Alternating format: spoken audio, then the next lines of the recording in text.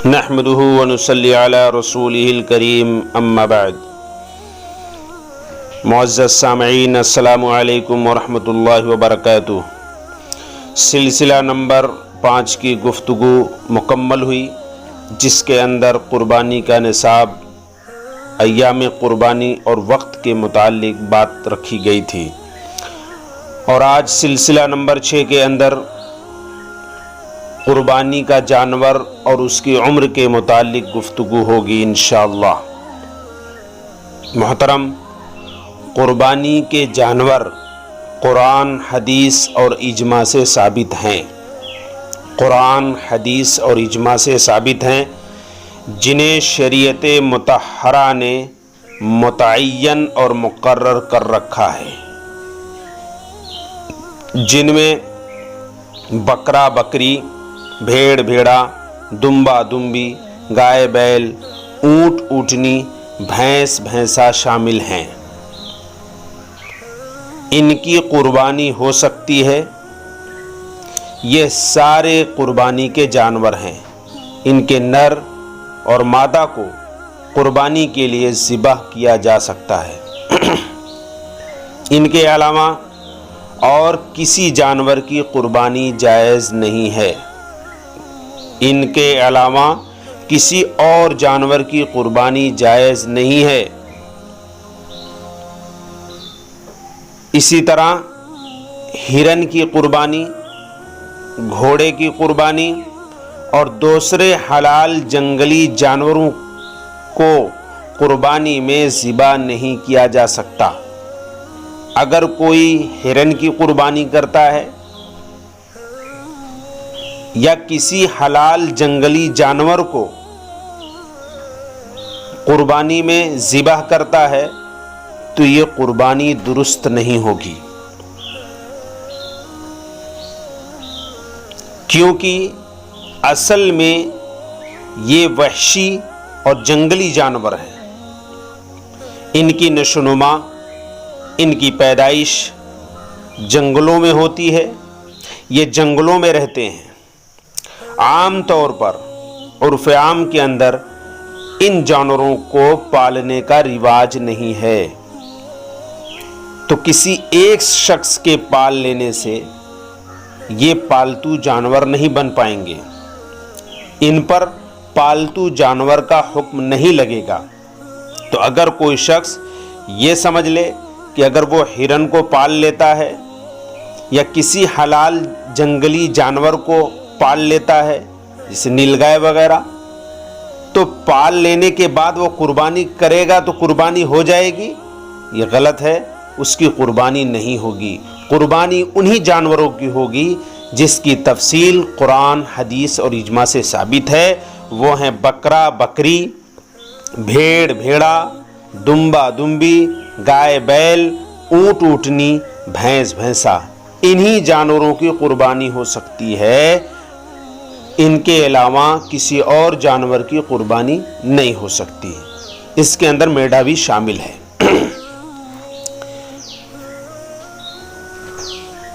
محترم، ایک چیز ذہن میں ہمیں رکھنا ہے کہ قربانی کا جانور صحت مند، تندرست اور موٹا تازہ ہونا چاہیے، مریل نہیں ہونا چاہیے، کمزور بالکل نہیں ہونا چاہیے۔ بہتر یہ ہے کہ خوبصورت ہو، تندرست ہو، موٹا تازہ ہو، بہتر حال کا ہو، کیونکہ ہم بارگاہ خداوندی میں اسے پیش کرنے جا رہے ہیں۔ تو بہتر اور موٹا تازہ جانور اللہ کے لیے قربان کریں۔ پوائنٹ نمبر 2، قربانی کے جانور کی عمر۔ قربانی کے جانور کی عمر کتنی ہونی چاہیے؟ شریعت نے قربانی کے جانوروں کی کیا عمر متعین کر رکھی ہے، ہم اسے جان لیتے ہیں۔ بکرا بکری، بھیڑ بھیڑا، دمبا دمبی کم سے کم 1 سال کے ہونے چاہیے۔ بکرا بکری، بھیڑ بھیڑا، دمبا دمبی کم سے کم 1 سال کے ہونے چاہیے۔ گائے بیل، بھینس بھینسا کم سے کم 2 سال کے ہونے چاہیے اور اونٹ اونٹنی کم از کم 5 سال ہونا ضروری ہے۔ ہاں یہاں ایک نقطہ سمجھ لیتے ہیں جس میں شریعت نے ہمیں نشاندہی کی ہے کہ اگر بھیڑ یا دمبا سال بھر سے کم ہو لیکن اتنا موٹا تازہ ہو کہ اگر اس بھیڑ اور دمبے کو سال بھر والے جانوروں میں چھوڑ دیا جائے تو فرق محسوس نہ ہو، اتنا موٹا تازہ ہو کہ اگر سال بھر کے جانور ہوں اور یہ 6 مہینے سے زائد کا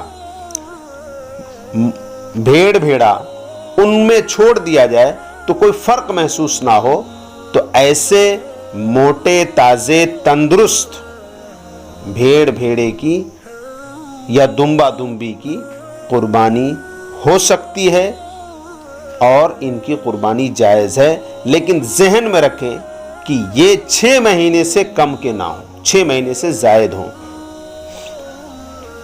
عمر پورا ہونے کا اطمینان ضروری ہے، دانتوں کا ہونا ضروری نہیں ہے۔ یہ جو بکرا ہے، بکری ہے، بھینس ہے، بھینسا ہے، اونٹنی ہے، یہ جو سارے جانور شریعت نے مقرر کر رکھے ہیں، ان میں عمر جو شریعت نے متعین کی ہے وہ عمر کا پورا ہونا ضروری ہے۔ اگر کوئی بکرا اللہ کے راستے میں کوئی قربان کر رہا ہے اور وہ بکرا 11 مہینے کا ہے یا سال میں 2-3 دن ہی کم ہو گیا، 1 دن ہی کم ہو گیا، تو بھی اس بکرے کی قربانی، اس بھیڑ کی قربانی، اس دمبے کی قربانی جائز نہیں ہوگی، بلکہ سال کا پورا ہونا ضروری ہے، دانتوں کا ہونا ضروری نہیں ہے۔ کوئی جانور ہے سال بھر کا ہو گیا، بکرا ہے سال بھر کا ہو گیا لیکن اسے دانت نہیں نکلا، وہ دانتا ہوا نہیں ہے، تو بھی قربانی جائز ہو جائے گی، کیونکہ سال کا پورا ہونا شریعت نے مقرر کر رکھا ہے۔ دانت کا نکلنا، دانت کا ہونا یہ ایک علامت ہے، اس سے ایک پہچان بنتی ہے کہ یہ سال کا ہو چکا ہوگا۔ لیکن اگر کوئی جانور ایسا ہے سال تو پورا ہو گیا اس کا لیکن اسے دانت نہیں نکلا، تو اس جانور کی قربانی جائز ہو جائے گی، کیونکہ وہ سال کا ہو چکا ہے، وہ سال پوری کر چکا ہے۔ بکرا اور بکری 1 سال، بھینسا گائے بیل 2 سال، اونٹ اونٹنی 5 سال سے کم نہیں ہونے چاہیے۔ ایک چیز اور سمجھ لیتے ہیں معزز سامعین،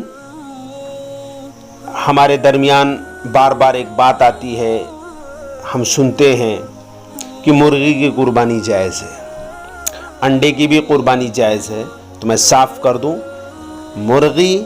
مرغا انڈے کی قربانی جائز نہیں ہے، بلکہ اگر کوئی یہ لفظ بولتا ہے کہ مرغی اور انڈے کی قربانی جائز ہے تو وہ حضرت ابراہیم علیہ السلام کی ایک عظیم جذبے کو ٹھیس پہنچاتا ہے، کیونکہ انہوں نے اللہ کے حکم پر اپنے بیٹے، اپنے لختے جگر کو قربانی کے لیے،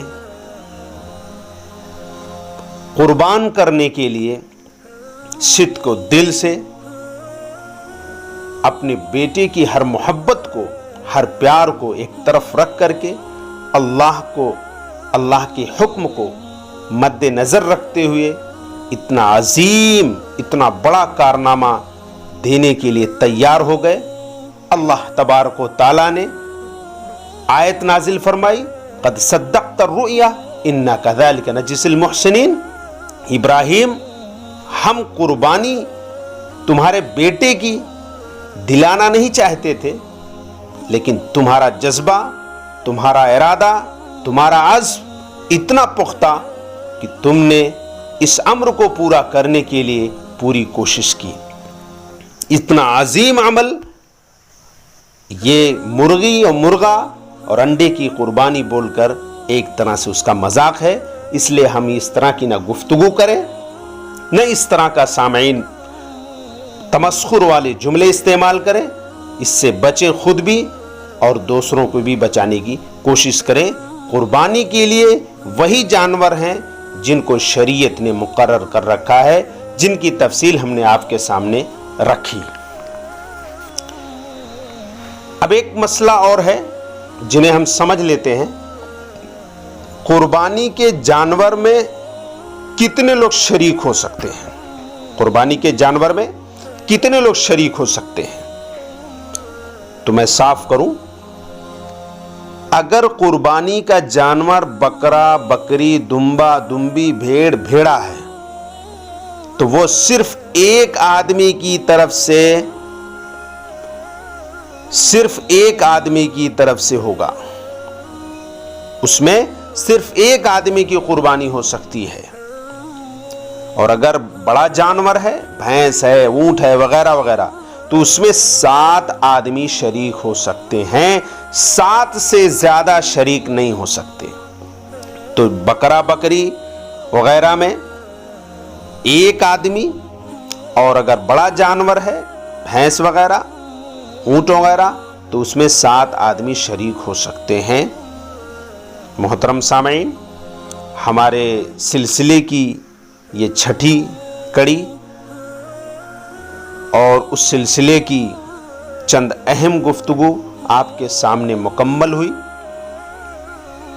اور انشاءاللہ سلسلہ نمبر 7 کی گفتگو، جس کے اندر ہم شرکت کے قربانی کے جانور میں شرکت کے احکام کے اوپر گفتگو رکھیں گے۔